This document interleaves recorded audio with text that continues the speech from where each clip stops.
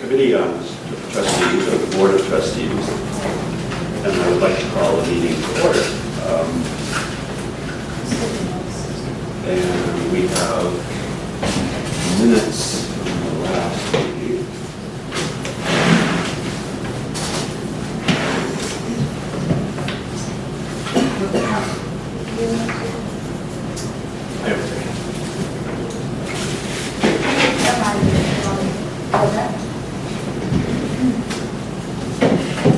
If somebody will take notes, I'd be happy to write them down. Okay. Tony, if you take the notes, I'll be happy to write them up. Okay. So here are the minutes from the last meeting. Do I have a motion to accept them? So moved.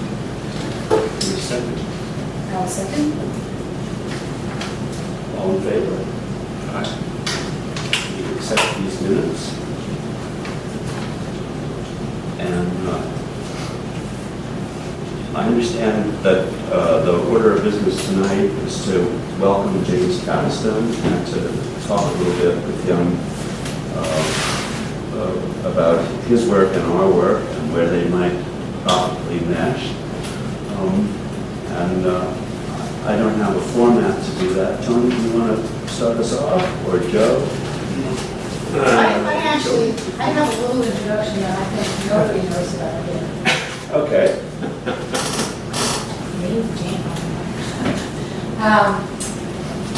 That is that when we were in our very early stages of exploring the charter, we were looking for an organization that would be conduit for 501c3 for a grant. And the grant was to help us actually write the applications. And without that help, the application would not have gotten written. There's no question about it, because we, as people who had not done this before, did not know this. And we went to many organizations, and it was in the 11th hour, literally speaking, that CACS, that James jumped in and was able to help facilitate that. So I think there are many people that call him competitor, but James is one of them. If it wasn't for James, the charter school definitely would not have gotten that application written. We wouldn't have had the wherewithal to do that without working with those consultants. So Thank you, Amy. That's very generous. that's very true.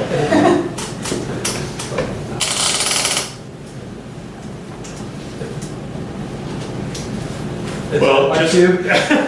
So I just have to say, because I don't think everyone knows that, not a lot of people do that story. That's a very nice start.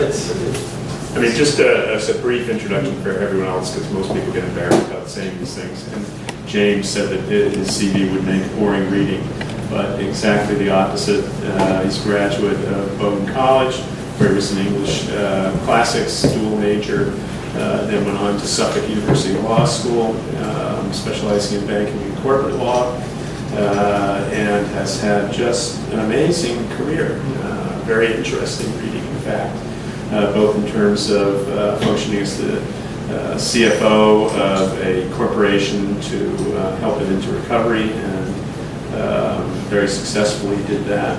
And most recently, working with CACS and doing extraordinary work there for the greater community. And so it's great to have you here, and I hope I did a little bit of justice. No, that's true. I guess I'll start talking then, if that's okay, everybody. That would be I'll try to keep it brief.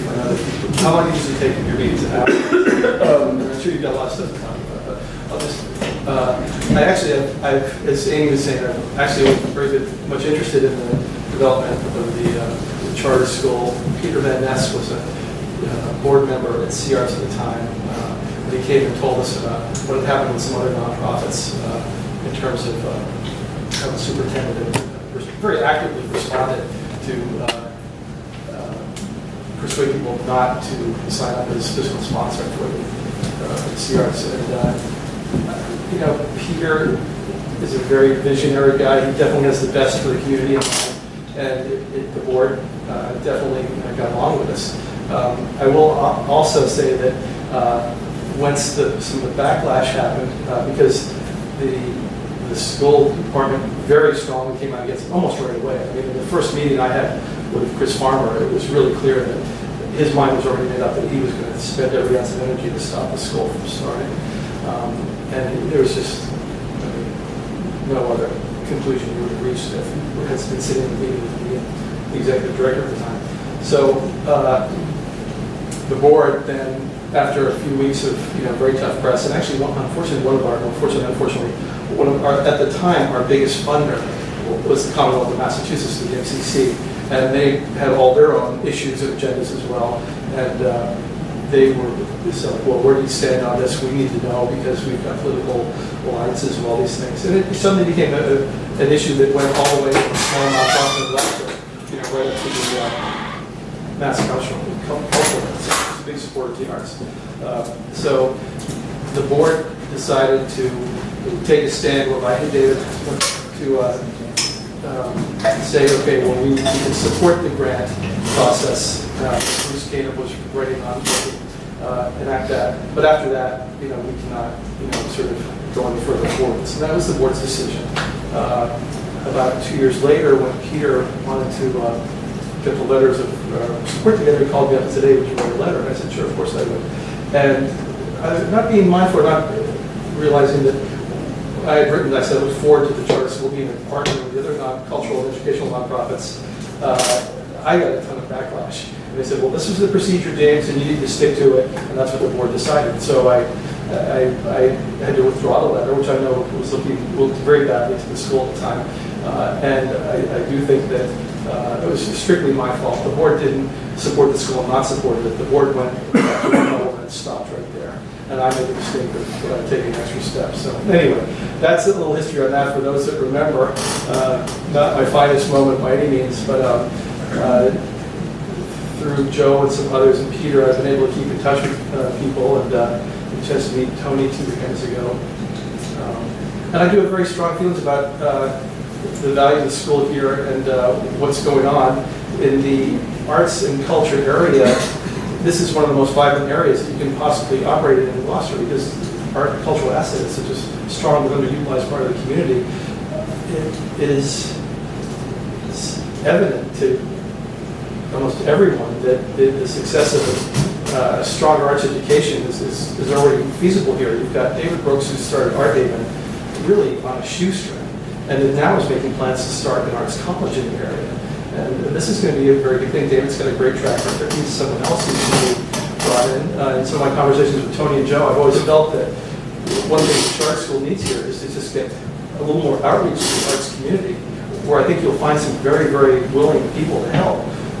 But I do think that it's probably very easy to get into this situation where you just get so much bad press and everything kind of a lot of it is just so often one-sided. Joe and I talk about this all the time about how, an article comes out that's all negative, but no one covered Jerry Beck coming up here and making a sculpture, of recycled things, which is a very, very positive experience. Jerry Beck has worked with CARTS for a couple of years on projects, and he is a wonderful, wonderful educator. He knows how to bring the arts and the parents and the kids and the schools together, and he's had terrific success in Lowell doing that. And now there's a resource, do that. You guys have already done that. It's terrific. Why the newspaper didn't copy that? It's business as usual. So I think that in my opinion, one of the big efforts and drives that has to be made is a very strong campaign to put a real face on this place, get people up here, bring more of the artists in. There's a whole community of artists that would love a facility like this to work with. Maybe they're a little afraid to come here, maybe they don't know that much about it. The press is not being your friend, and so you have to do a lot of that work yourself now. I would also be very, very aggressive personally. I read through this in CARTS where when I thought there was a near litigation system, I would have gone for it. I think that you don't send a good signal when someone pushes you around and you just put up with it. And I've had that happen 2 or 3 times.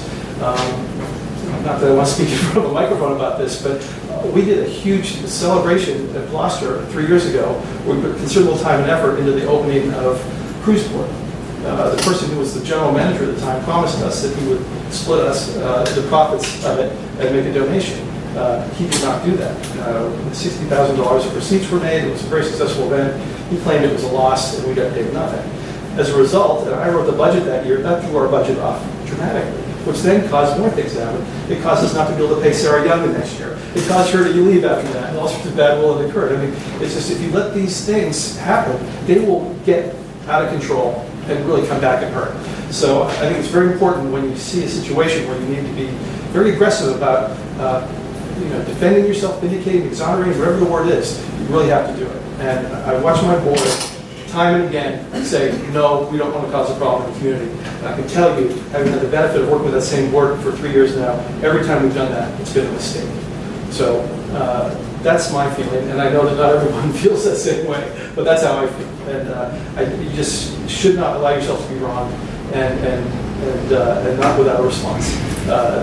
It's just like in law, if you don't respond to a charge, the assumption by the community is maybe you did do something wrong.